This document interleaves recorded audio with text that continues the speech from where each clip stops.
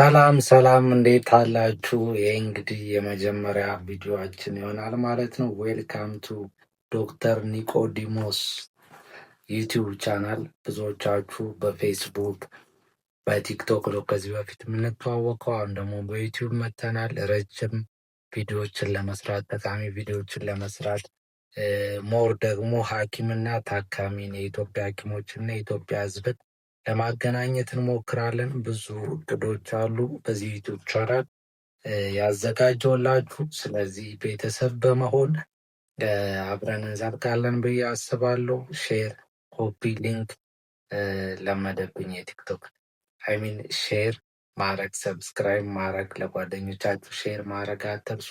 ጥሩ ጊዜ ይኖረናል።